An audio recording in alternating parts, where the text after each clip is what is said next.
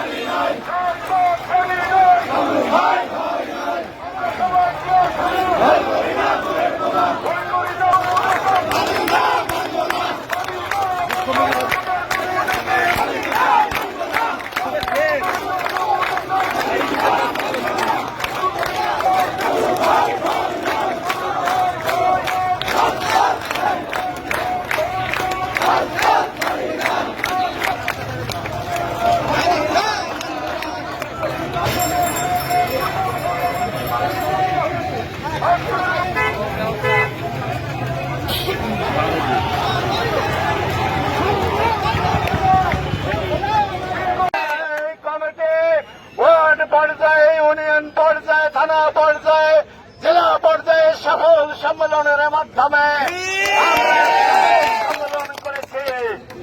আজকে যে নমিনেশন দিয়েছেন, আজকে বিএনপি একদিকে হয়ে গেছে আর নমিনেশন একদিকে হয়ে গেছে।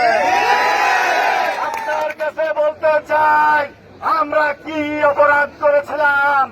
আপনি আমাদের দায়িত্ব দিয়েছিলেন দলের, আমরা সকল নেতা কর্মীকে সাথে নিয়ে সফলভাবে মেহেরপুর জেলা বিএনপির সম্মেলন করে শেষ করেছি।